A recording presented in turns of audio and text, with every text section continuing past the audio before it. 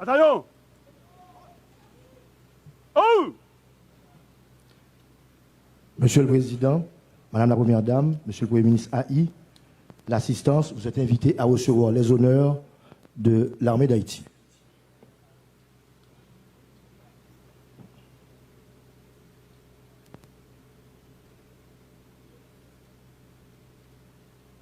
Attention, présenté. Oh!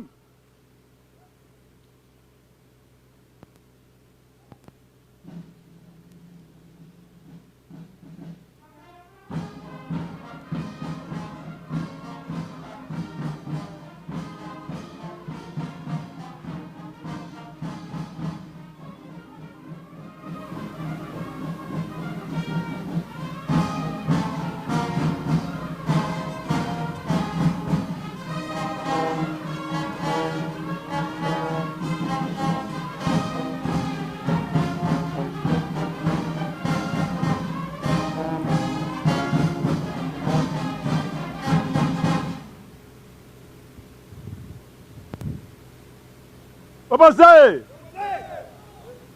Un!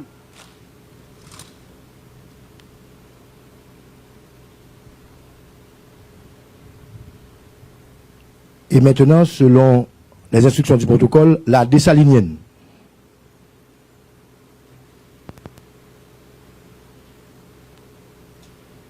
Attention, présenté. Un!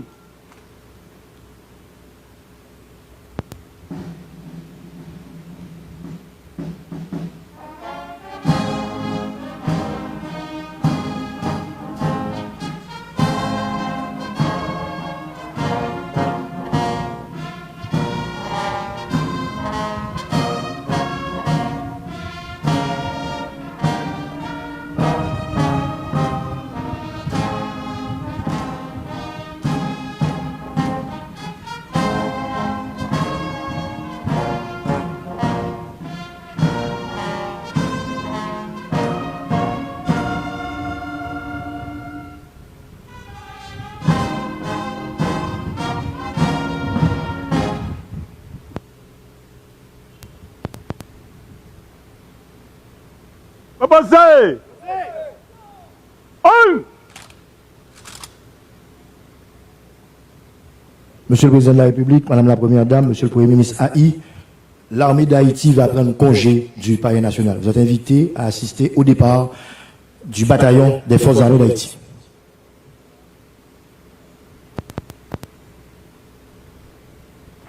Épaule droite! Un! Bataillon à droite! Ice!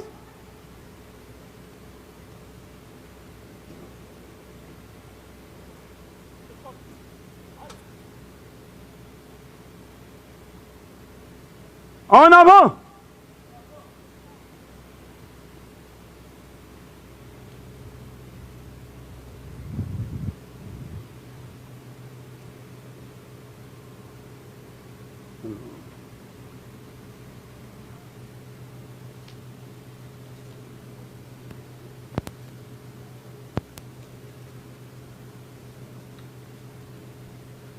Marche!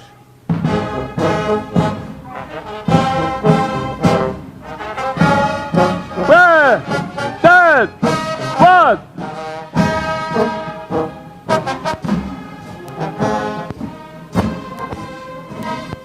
Prêt! Lui va.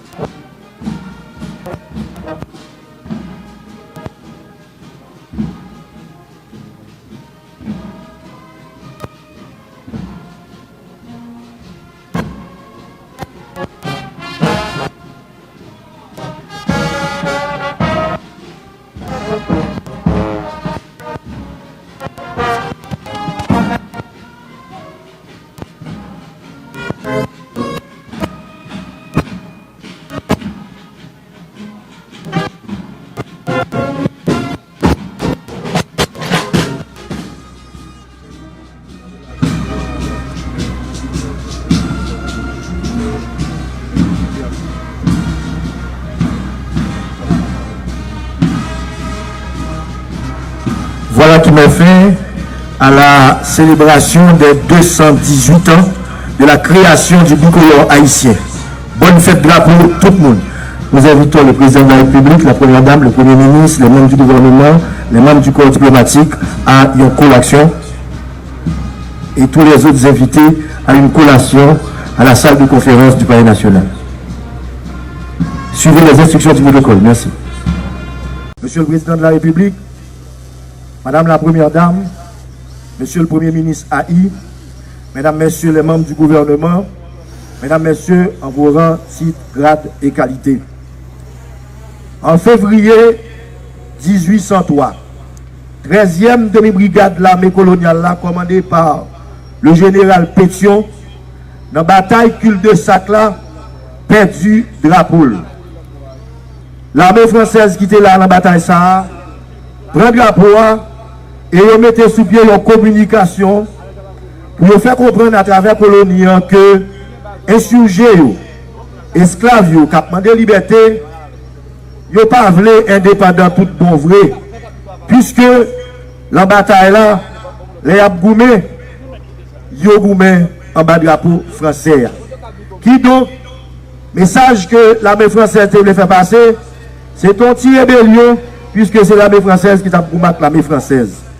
Général Pétion, depuis le fin d'apprendre ça, il voulait monter, joindre Général Dessalines, qui était commandant en chef, l'armée indigène, pour lui dire, mais qui communication que l'armée française a fait passer à travers la colonie. Tout de suite, Général Dessalines chier drapeau français. Il retire parti blanc et nièce Catherine Flon qui était là, il dit coude bleu là avec rouge là. 18 mai 1803, à la carrière, pas trop loin quartier général Dessalines, eh bien, premier congrès, l'armée indigène a été fait et général en chef Jean-Jacques Dessalines a présenté par l'armée indigène drapeau avec bleu là et rouge là et puis t'es en mi-temps drapeau ça devise là qui c'était liberté ou la mort. Dessalines qui te comprendre communication politique là, le lendemain t'es gagné un petit bateau que t'es chargé pour faire même communication politique ça à l'armée française, côté que l'armée française t'est arrêté. Moun qui dans petit bateau ça, mais ils te joignent drapeau bleu et rouge là avec devise liberté ou la mort. Ils te comprennent que, eh bien, esclaves, indigènes, insurgés, qui t'a goumé pour liberté, ils t'a goumé tout pour établir une nation. Qui donc, avec bleu et rouge là, l'État d'Haïti t'est créé. Que les grands hommes de l'histoire émergent et prennent des décisions particulières qui impacteront positivement l'avenir de la nation et de la République pour plusieurs décennies. 18 mai 1803, 6 juin 1803, Dessalines avait pris une décision historique, celle de sceller une entente historique avec ses adversaires Pétion et Giffard. Cette entente historique devait nous conduire à l'épopée de Vertières le 18 novembre 1803 et à la proclamation de l'indépendance le 1er janvier 1804.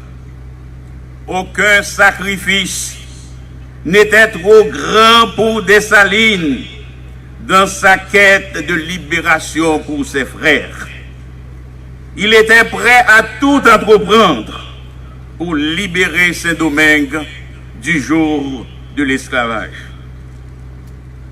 Le 15 septembre 1958, le général Charles de Gaulle, 3 mois après son investiture comme président du Conseil de gouvernement de la 4e République française, avait invité officiellement le chancelier allemand Konrad Adenauer en France pour une visite d'État. Le général Charles de Gaulle avait accueilli le chancelier Adenauer dans la maison familiale à Colombey-les-Deux-Églises. C'était un geste pathétique, plein de signification historique. Dans ses mémoires, le général Charles de Gaulle a écrit « C'était pour exprimer son désir de réconciliation faite de paix, de pardon et de miséricorde qu'il avait décidé de recevoir dans sa maison familiale le chancelier allemand Konrad Adenauer. » Dans son discours responsif, le chancelier allemand, ayant compris la portée historique du geste combien symbolique du général Charles de Gaulle, a exprimé à son tour, sans embâche, son désir de signer une entente durable avec la France.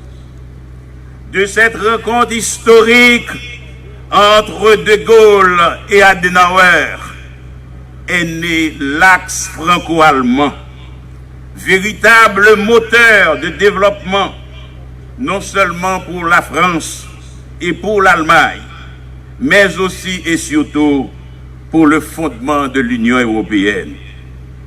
Le 10 mai 1994, de la prison à la gloire, le célèbre prisonnier Nelson Mandela était élu président de la République de l'Afrique du Sud.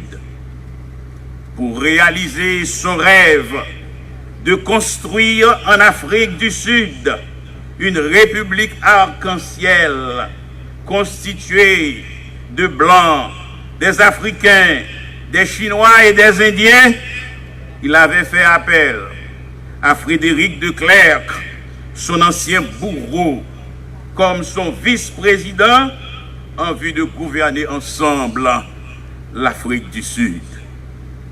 Nelson Mandela avait compris que sans de Klerk, son rêve de république arc-en-ciel serait chimérique et ne serait jamais réalisé.